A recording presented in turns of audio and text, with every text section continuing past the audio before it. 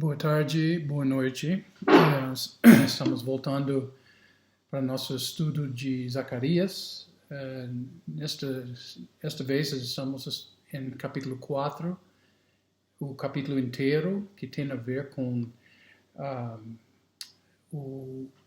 quinta visão, o candelabro de ouro, que fica entre as duas oliveiras. Então a gente vai entender o significado destas coisas daqui a pouco. Mas eu estou intitulando esse sermão não por força, nem por poder, mas pelo meu espírito. Né? E isso é um versículo nesta passagem, neste capítulo, que vai fazer sentido também ao longo do nosso estudo. Tá? Eu sempre gosto de botar todo mundo na fita em relação à organização do capítulo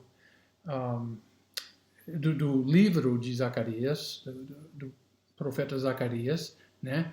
Podemos dividir esse livro em 3 partes. A primeira parte que estamos tratando nessas semanas agora, as 8 visões noturnas e simbólicas do profeta Zacarias, capítulos 1 a 6, né? E já estamos na quinta visão, né? No capítulo 4, tá? O candelabro de ouro entre as duas oliveiras. A segunda parte do capítulo lida com somente 2 capítulos, capítulos 7 e 8, que tratam as 4 mensagens explicativas do profeta Zacarias, e a terceira parte do livro é chamado os 2 oráculos reveladores do profeta Zacarias, em capítulos 9 a 14. Né? Então vamos primeiramente ler nosso texto, no capítulo 4 de Zacarias, o capítulo inteiro. Né? O anjo que falava comigo voltou e me despertou, como se desperta alguém do sono. Ele me perguntou: "O que você está vendo?"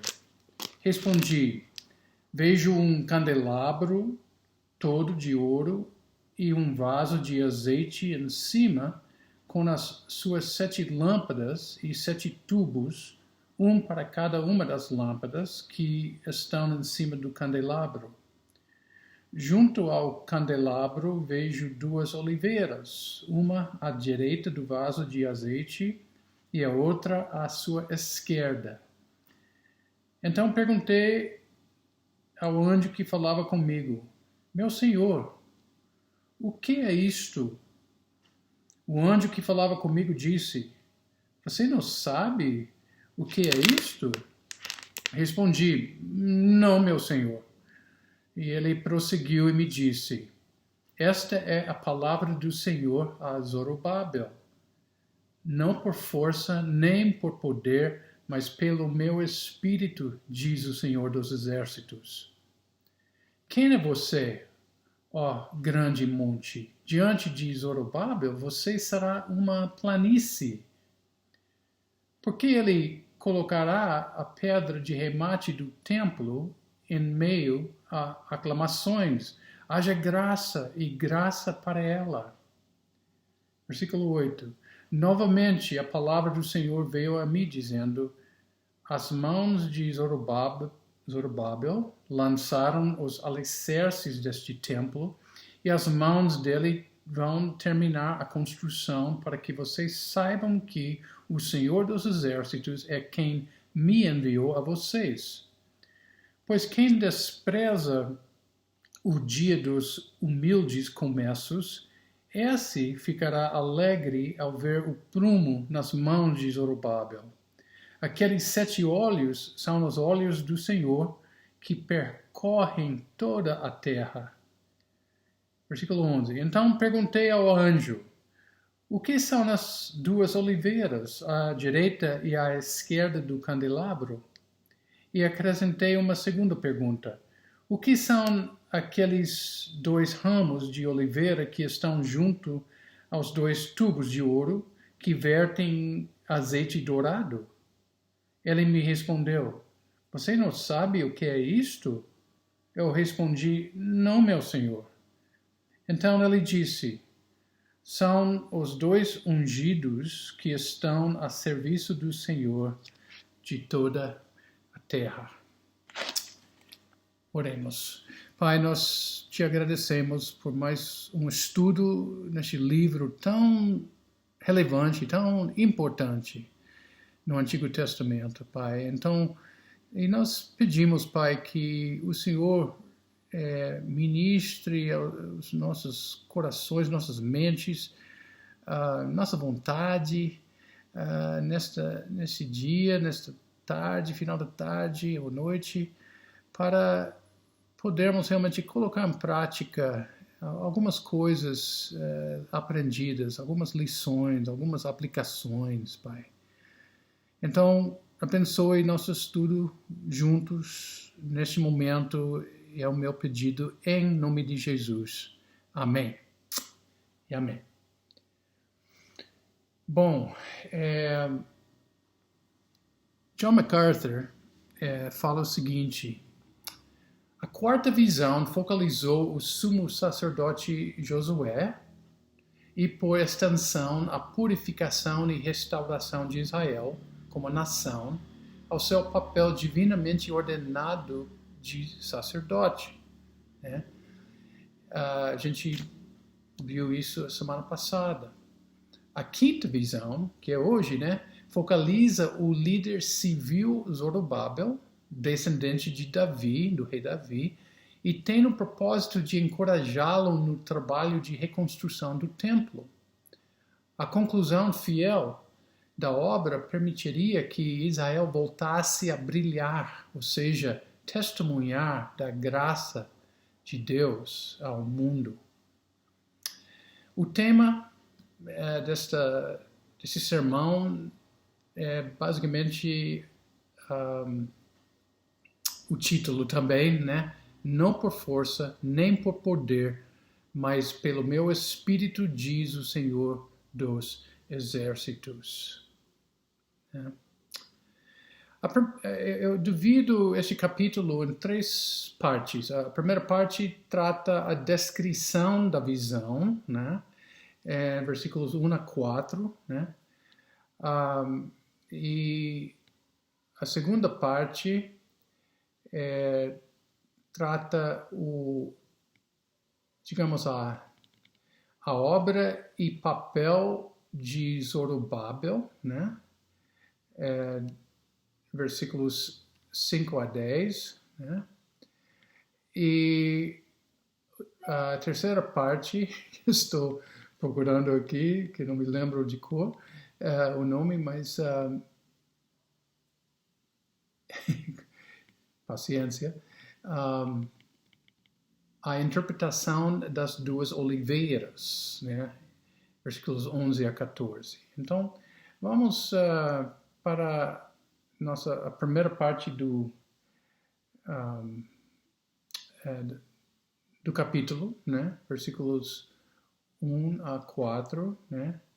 A descrição da visão, tá bom? Eu estou quase chegando lá de novo. Ok.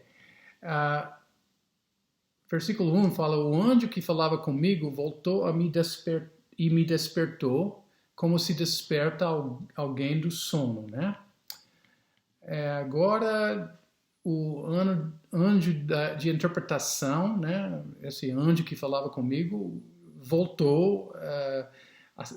Aliás, ele saiu de cena na última visão da purificação e coroação do sumo sacerdote Josué, né? Ele não apareceu naquela visão. E agora ele acordou Zacarias, né, entre aspas, acordou da exaustão espiritual devido ao impacto da visão anterior. Por isso ele fala: me despertou como se desperta alguém do sono, né? Mas não deixando claro que ele estava realmente dormindo, né? E vemos alguma coisa semelhante acontecendo em Daniel, capítulo 10, verso 9, que diz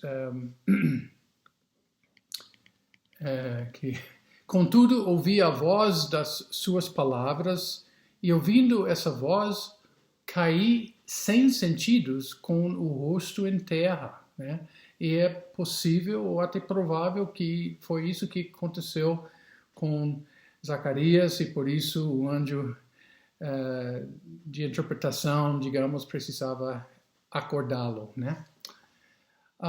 Versículo 2, continuando, ele me perguntou, o que você está vendo?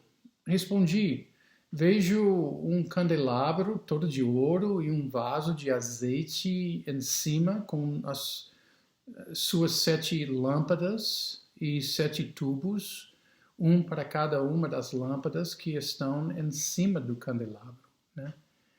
Então, o anjo de interpretação chama a atenção do profeta agora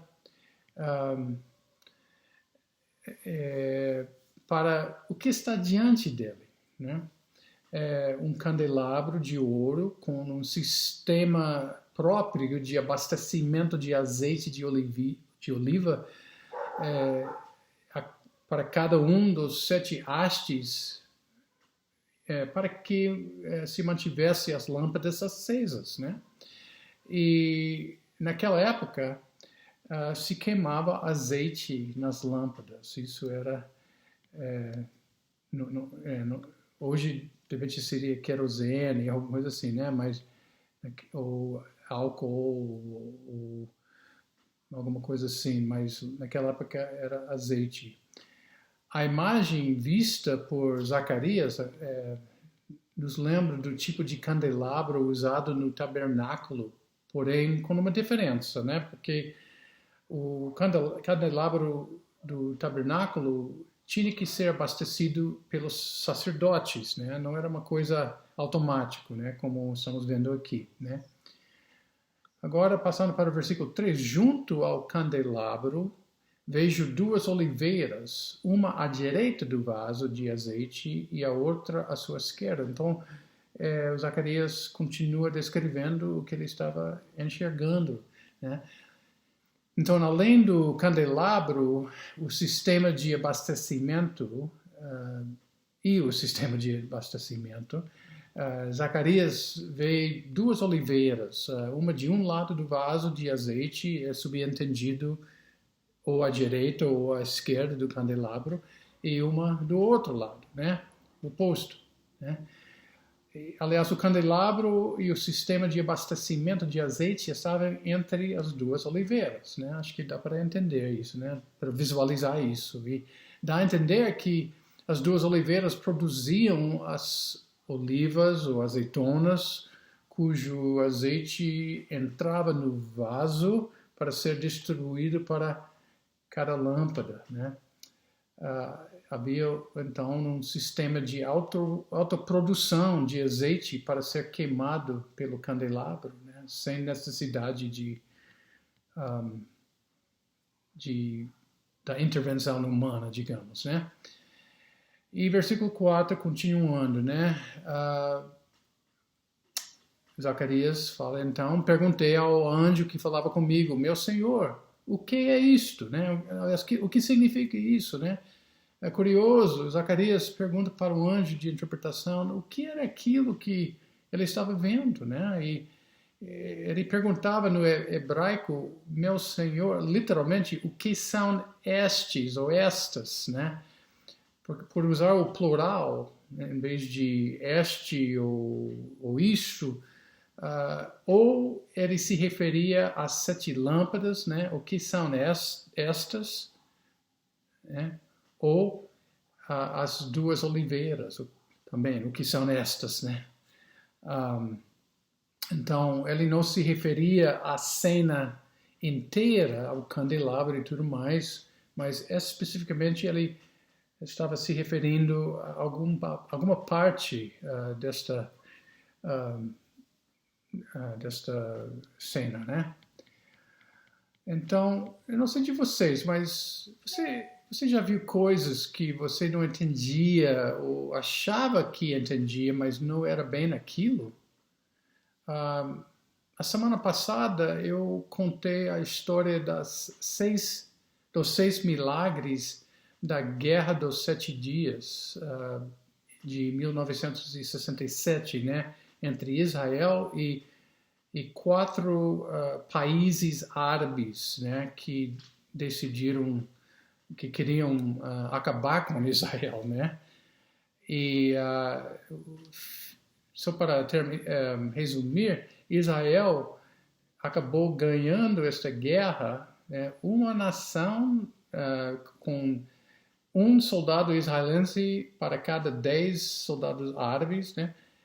Um país de somente 19 anos de idade, né? O Israel moderno, né?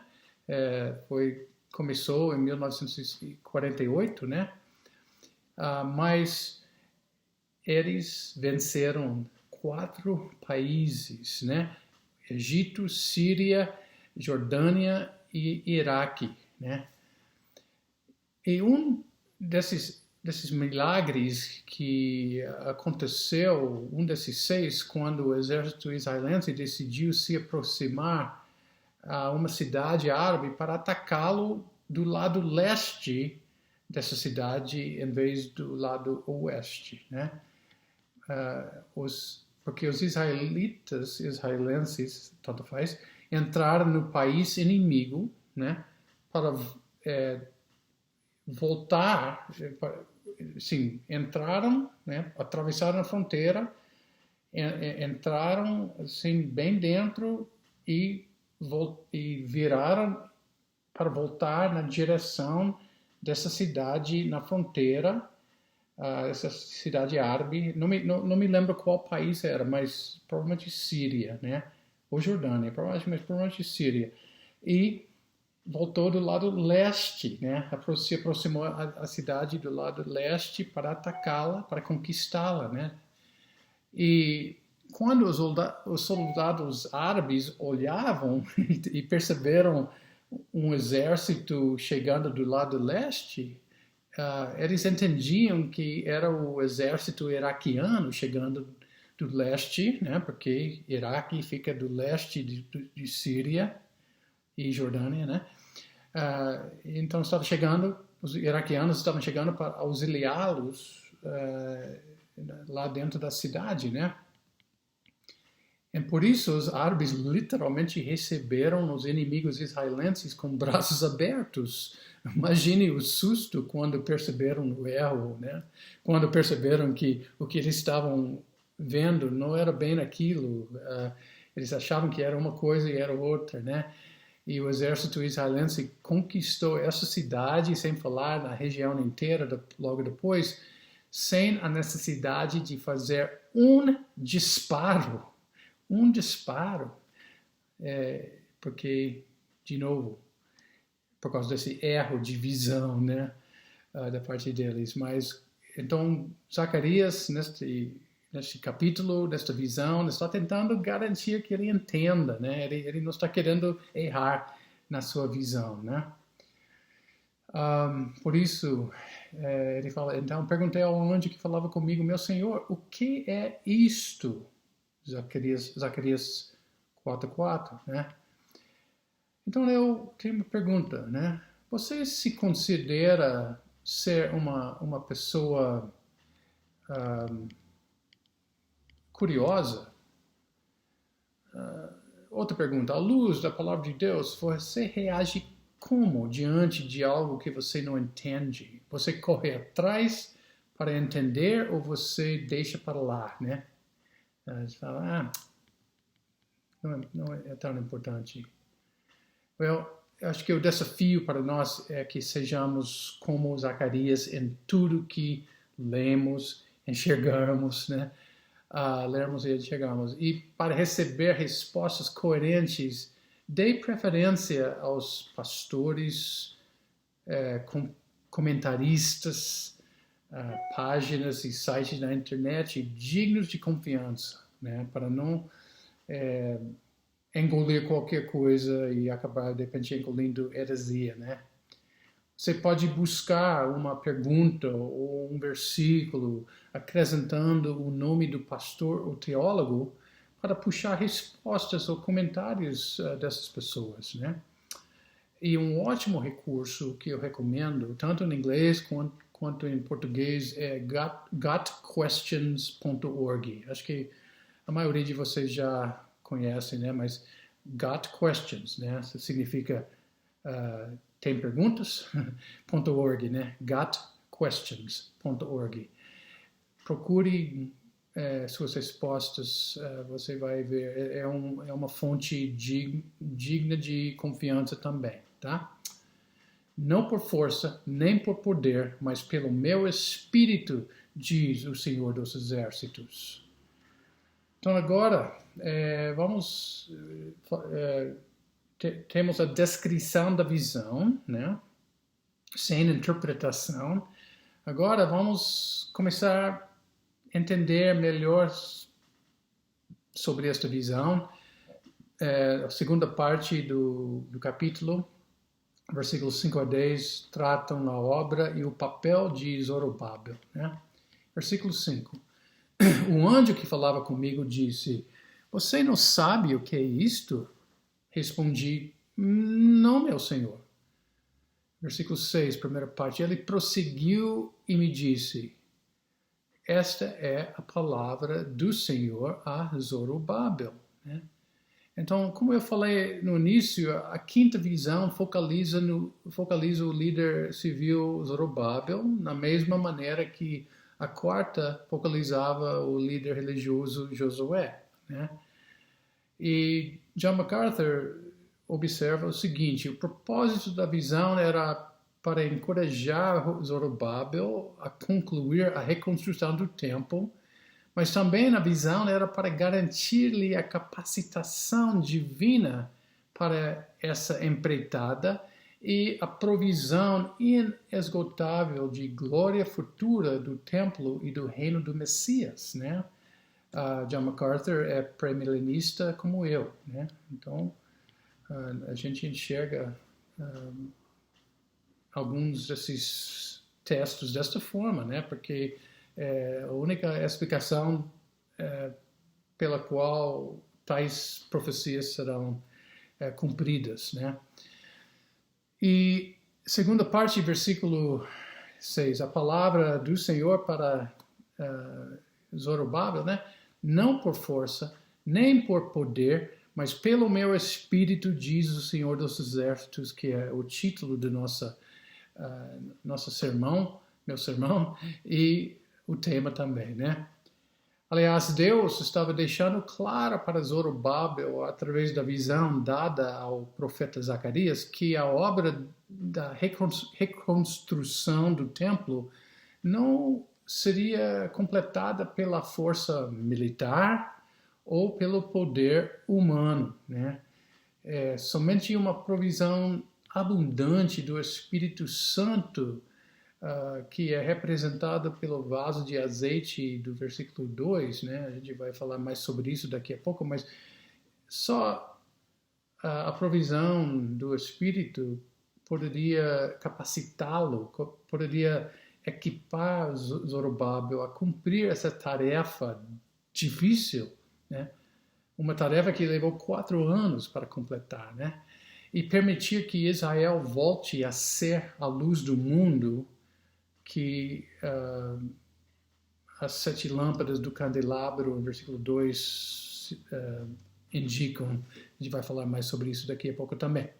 Mas como já vimos na introdução do livro de Zacarias, deste livro profético, assim que chegou a primeira remessa de judeus, os 50 mil judeus do cativeiro babilônico, em 537 a.C., a reconstrução do templo foi começada, né? Começou, né? Porém, devido à oposição dos povos vizinhos e da indiferença dos próprios judeus, né, a obra foi abandonada e somente retomada 16 anos depois pela iniciativa de Deus através dos profetas Ageu e durante o segundo ano do ministério de Ageu, Zacarias, né, começou seu ministério profético, né? E Zorobabel, naquela época, era o governador de Judá, né? Mas também ele continuou sendo. Então ele continuou sendo governador nessa época também. Ele ficou motivado para reconstruir o templo pela palavra do profeta Ageu, né? Zorobabel foi motivado a reconstruir o templo, né? Através do ministério do Ageu, mas aparentemente ainda precisava de mais motivação pelo profeta Zacarias, né?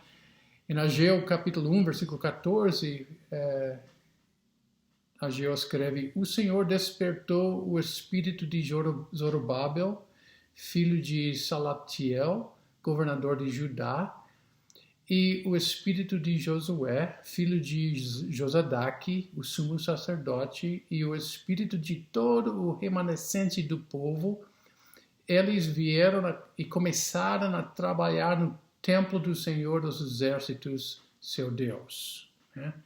Então, a obra começou, né? Em Ageu 1, né?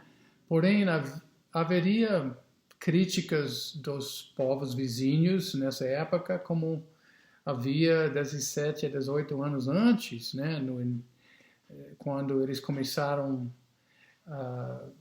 logo na chegada em Jerusalém, né? Mas desta vez, Deus garante o sucesso, o êxito desse projeto. Versículo 7. Quem é você, ó grande monte? Diante de Zorobabel, você será uma planície. Então, mesmo como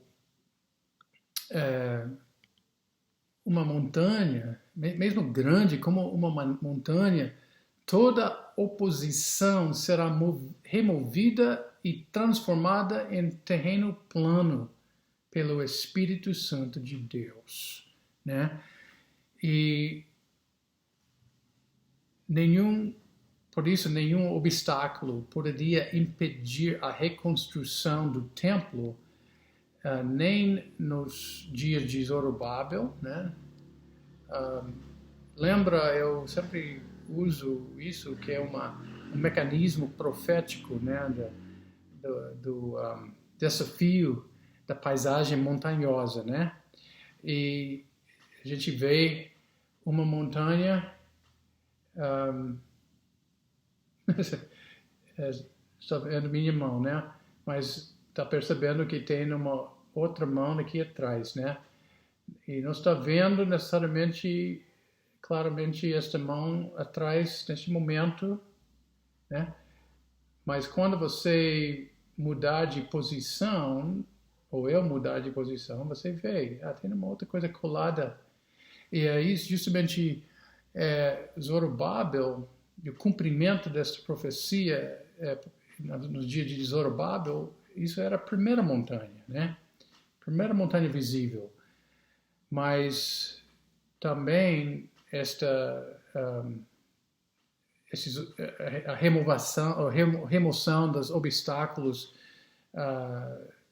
no reinado milenar do Messias seria a segunda montanha, que não é tão visível inicialmente, mas a gente entende lá na frente que, por exemplo, Ezequiel 40, capítulo 40, 48, se referindo a esta segunda montanha, o cumprimento dessa remoção de obstáculos para a reconstrução do templo na época do milênio, né? E continuando em versículo 7, né? Porque ele colocará, ele, Zorobabel, colocará a pedra de remate do templo em meio a aclamações. Haja graça e graça para ela, né?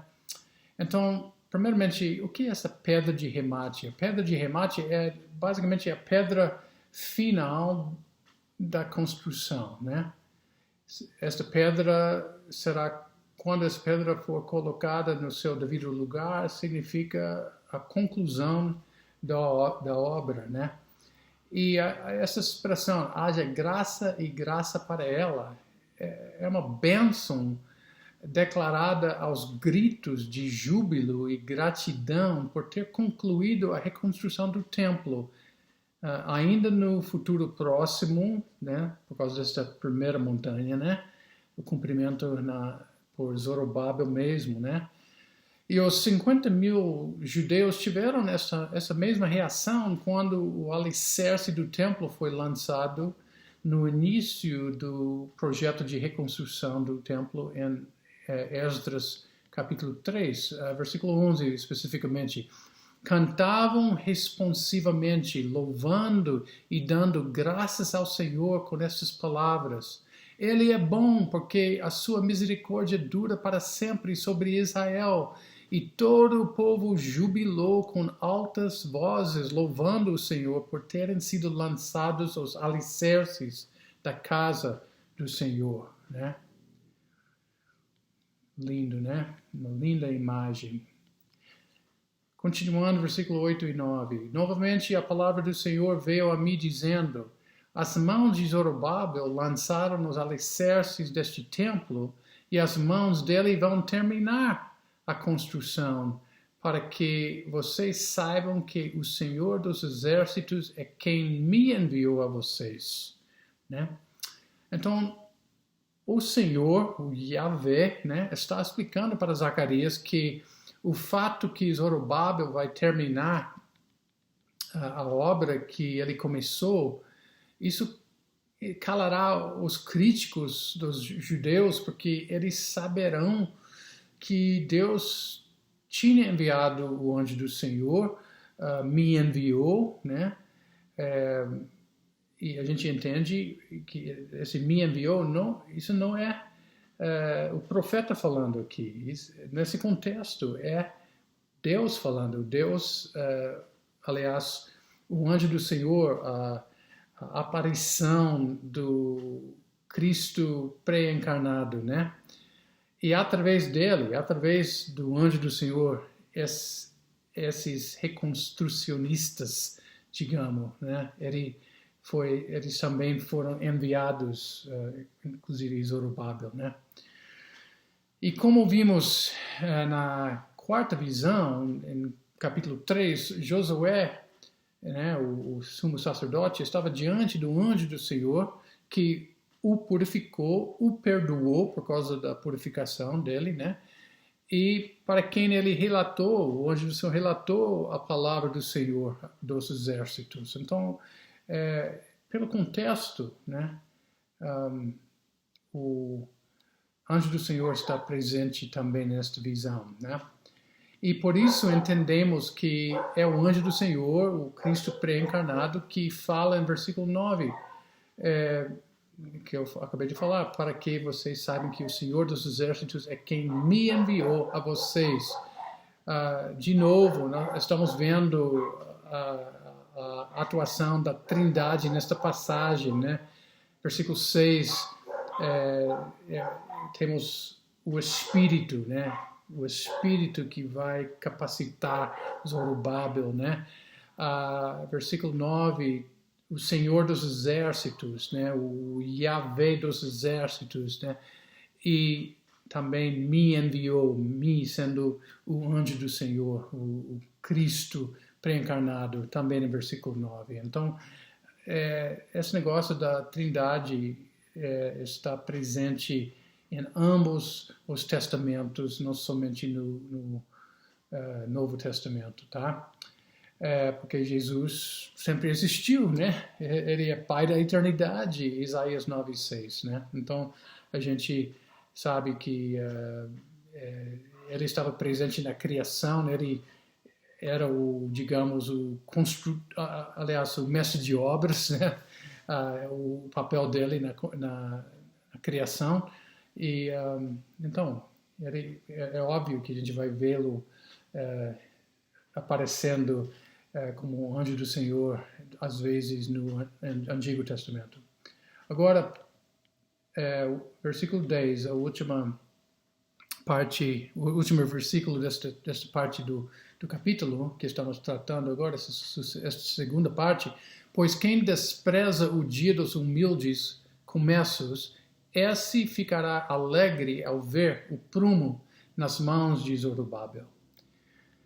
Então, no início da obra, 17 a 18 anos antes, o lançamento dos alicerces do templo era somente isso. Um início de algo que levaria uns 4 anos para completar, né? E porque a planta do novo templo mostrava que o templo seria menor e não tão grandioso do que o templo de Salomão, que foi destruído no início do exílio, né? Por isso é chamado de humilde começo, né? Pois quem despreza o dia dos humildes começos, né? Porque tinha pessoas que realmente ficaram frustradas com esse humilde começo desse novo templo.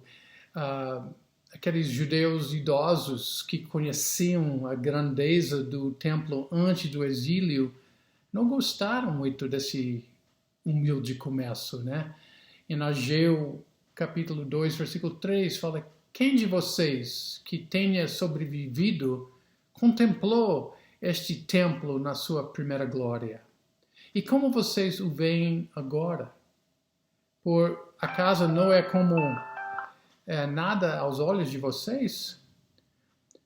Porém, e continuando, a reação depois do júbilo de Esdras 3:11, a gente vê uma mistura de emoções. Porém, muitos dos sacerdotes, levitas e chefes de famílias, em versículo 12 e 13, né? De Esdras 3, né? Versículos 12 e 13. Porém, muitos dos sacerdotes, levitas e chefes de famílias já idosos que tinham visto o primeiro templo choraram em alta voz quando diante de seus olhos foram lançados os alicerces desse templo. Muitos, no entanto, levantaram as vozes com gritos de alegria. E assim não se podiam distinguir as vozes de alegria das vozes do choro do povo, pois o povo gritava tão alto que as vozes se ouviam de longe, né? Mas, obviamente, as pessoas que conheciam o templo anterior não estavam muito felizes, mas as pessoas que não conheciam nada estavam felizes porque o templo estava sendo reconstruído, né? E por isso o anjo do Senhor promete que essas pessoas ficarão alegres ao ver o prumo nas mãos de Zorobabel. Por quê? Porque Zorobabel, no poder do Espírito Santo, vai terminar a reconstrução do templo esta vez, né? E por que o Senhor dos Exércitos vai cuidar da construção usando sua onisciência? Eles também vão entender isso com a segunda parte do versículo 10. Aqueles 7 olhos são os olhos do Senhor que percorrem toda a terra, né? Aliás, não somente onisciência está em vista aqui, mas até onipresença, né? A onipresença de Deus, né? Como vimos a semana passada, na quarta visão, os 7 olhos estão na pedra angular, né? O Messias, ou Jesus Cristo, né? A gente viu isso em capítulo 3, versículo 9, né? Porque eis que aqui a pedra que pus diante de Josué, sobre esta pedra única estão 7 olhos. Eis que eu gravarei nela uma inscrição, diz o Senhor dos Exércitos, e tirarei a iniquidade desta terra num só dia. Mas quero enfatizar, sobre esta pedra única estão 7 olhos. Alguns estudiosos entendem os 7 olhos como as 7 lâmpadas do candelabro neste contexto imediato, né, neste capítulo, né, nesta visão. Mas devido ao a visão anterior e o fato que essas duas visões andam juntos, né? A gente vai explicar por quê daqui a pouco. Eu prefiro os 7 olhos de 3:9. Eu prefiro que estavam falando sobre 7 olhos na pedra angular, né? Na pedra, essa pedra única, e agora de novo as 7 olhos de Deus, né? De qualquer forma, os 7 olhos significa a onisciência e onipresença de Deus, que garante que Zorobabel completasse a obra. Sem falar em garantir o cumprimento da segunda montanha e o templo presente no reino milenar do Messias, né?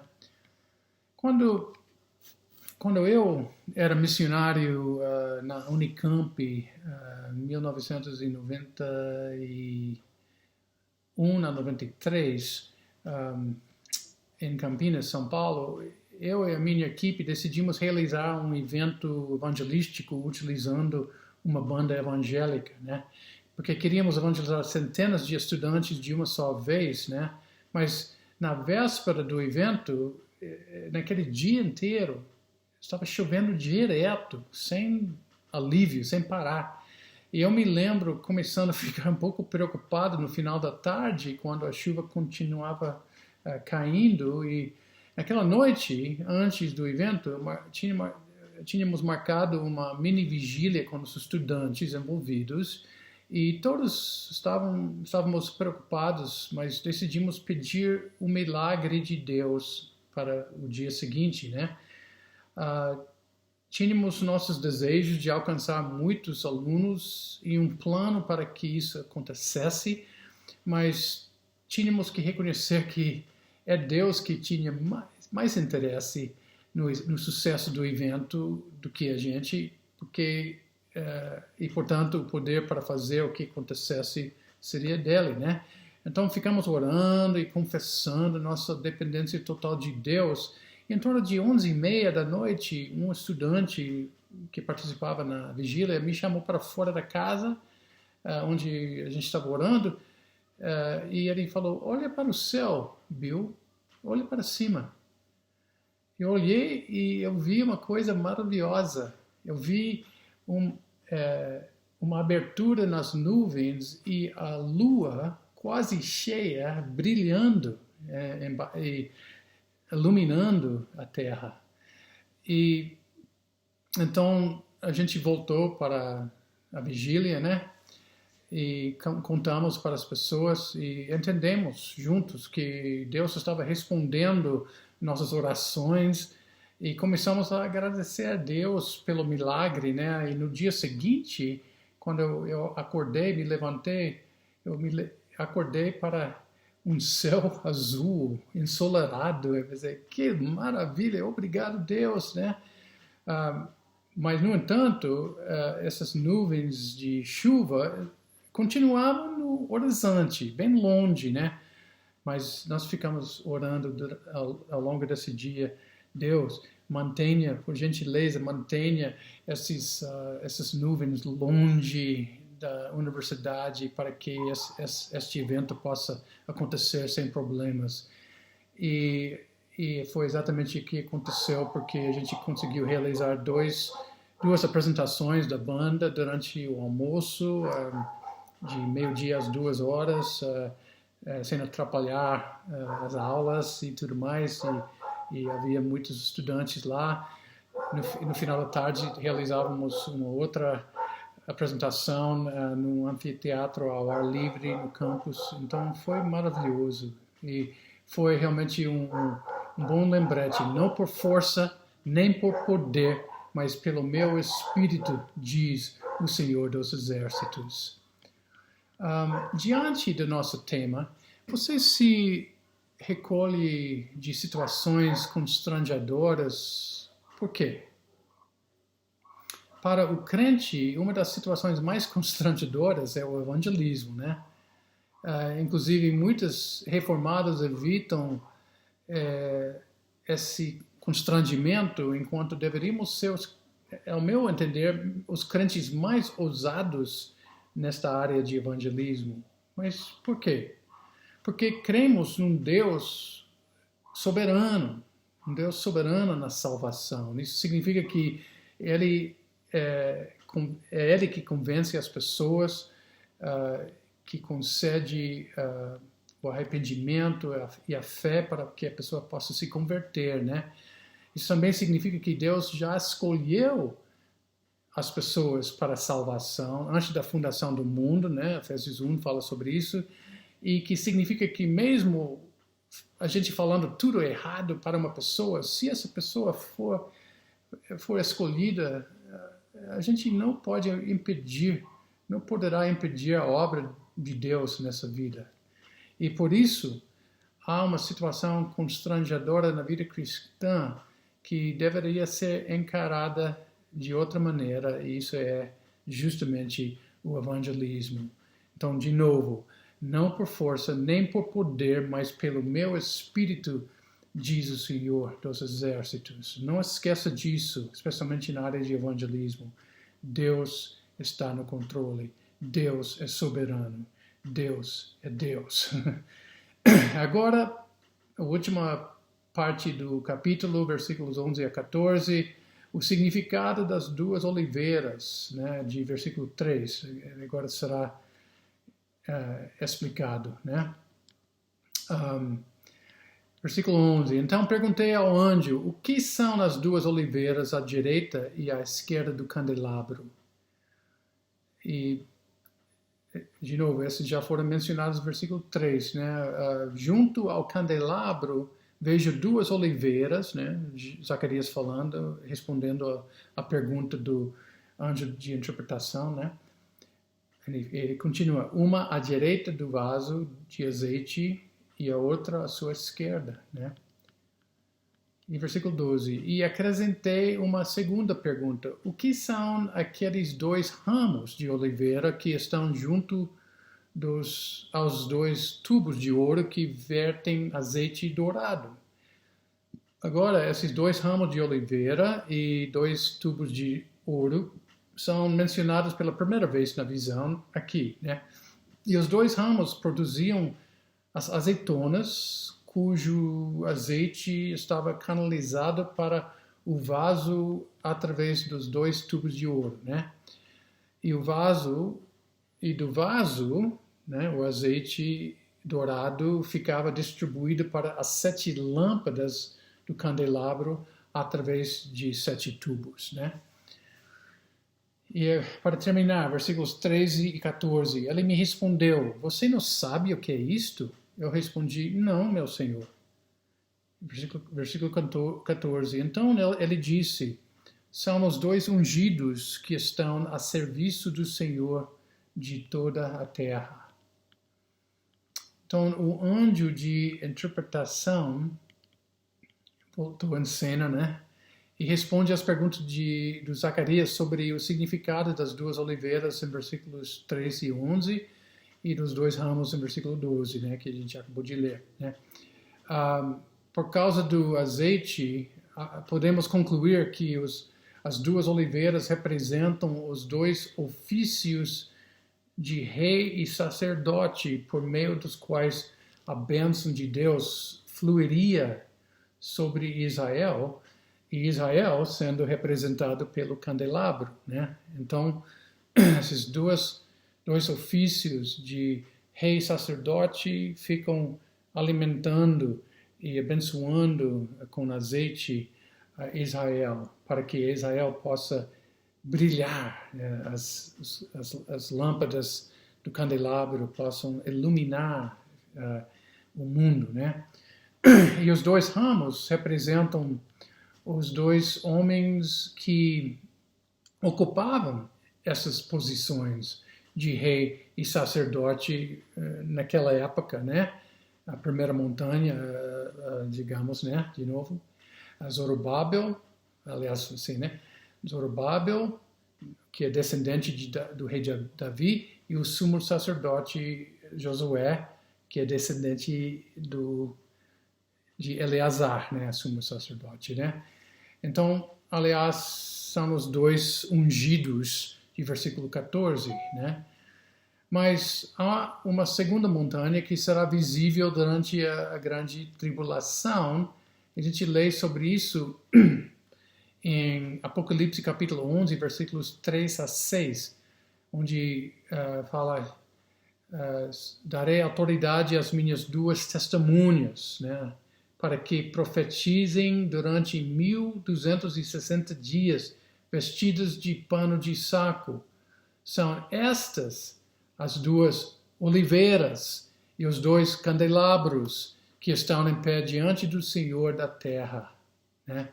E depois ele continua falando sobre o que essas testemunhas fariam, né, com as pessoas que tentavam machucá-los ou calá-los de alguma forma, né?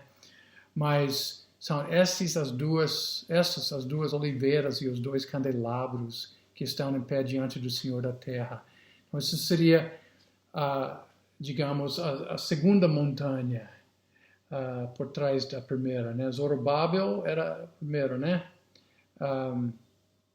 Zorobabel e Josué, né? As duas testemunhas, os dois ungidos, né?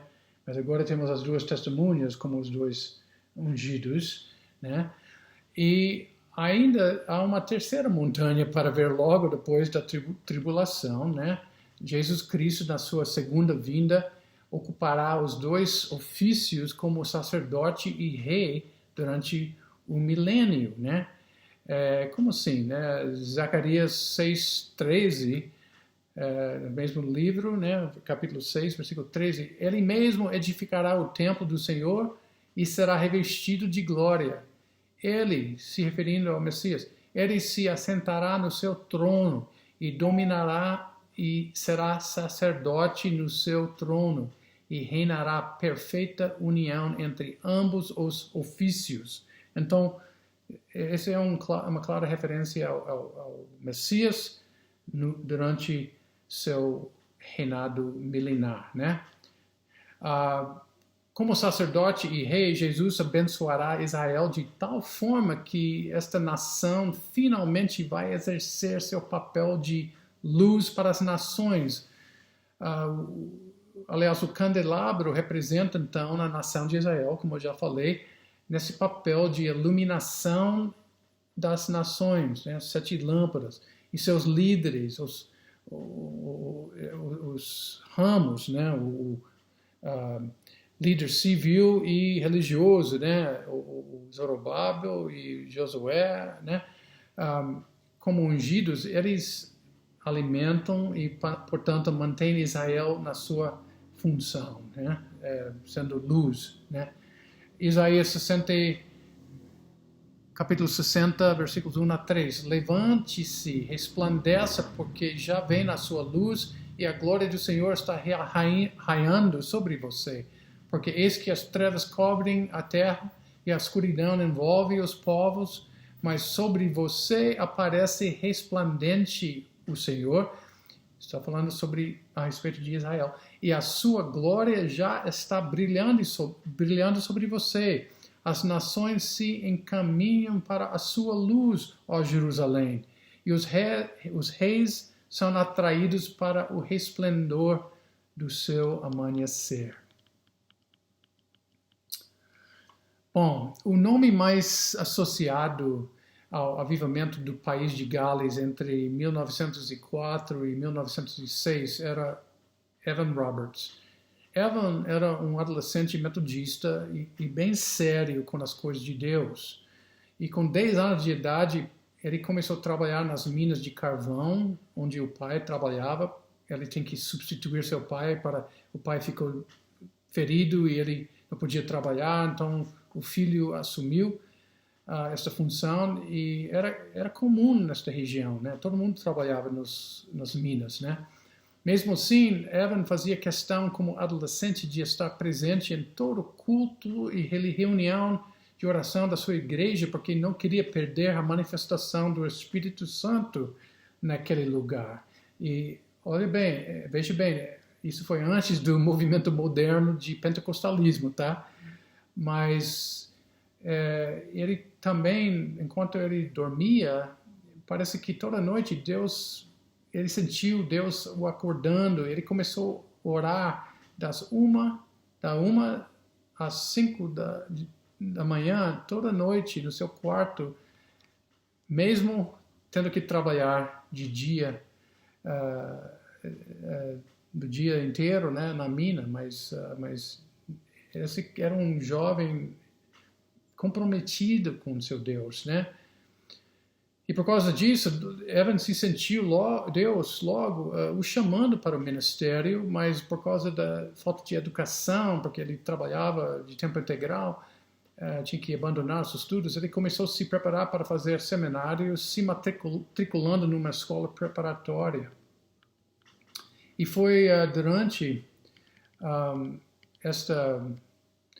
nesse tempo da escola que Deus o usou para desencadear um dos maiores avivamentos de toda a história da igreja, né? E eu quero ler alguns efeitos, e eu acho que eu já li isso numa pregação no ano passado na nossa igreja aqui, mas nos primeiros 6 meses, os efeitos imediatos do avivamento, né?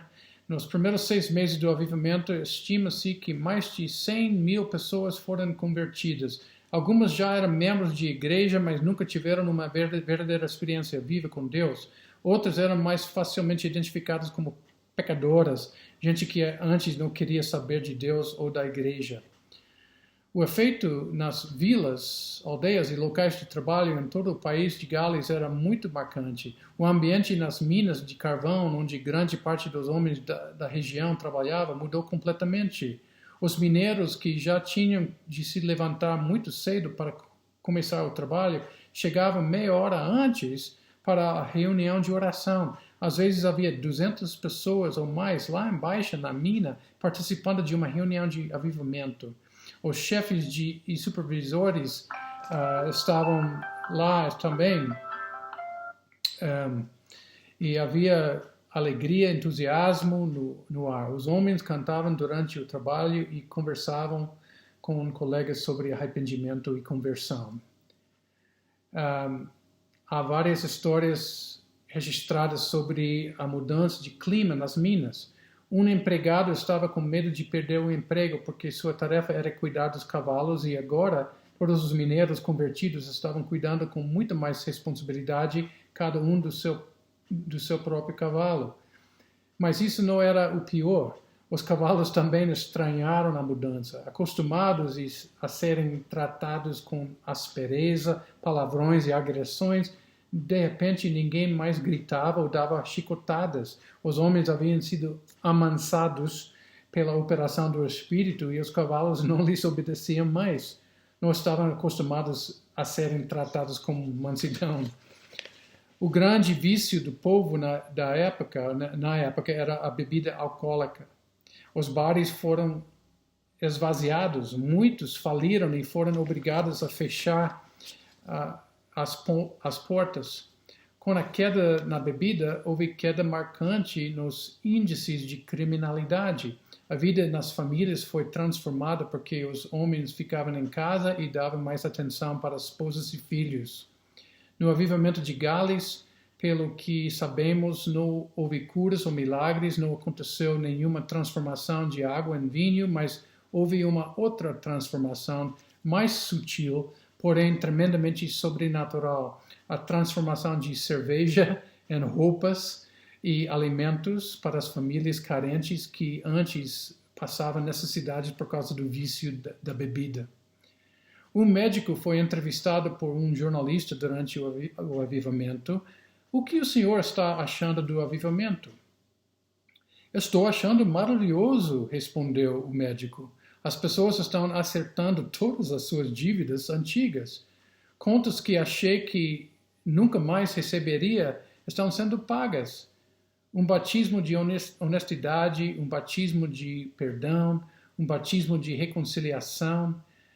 Nos tribunais de justiça, às vezes não havia casos para serem julgados, a polícia ficava ociosa e em um lugar passou a formar quartetos para cantar nas igrejas para ocupar seu tempo. Que maravilha, né? um jovem de apenas 19 anos acabou sendo o ungido que estava a serviço do Senhor de toda a terra. Versículo 14, né? E a gente sente-se às vezes que trabalha num buraco da terra como Evan Roberts, acha que sua vida não faz diferença alguma neste mundo.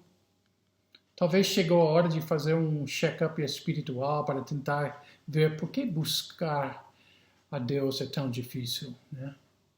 Quando Jesus chamou a atenção da igreja de Éfeso por ter abandonado o seu primeiro amor, em Apocalipse 2, a solução que ele deu foi, em versículo 5, lembre-se, pois, de onde caiu, arrependa-se e volte à prática das primeiras obras, né?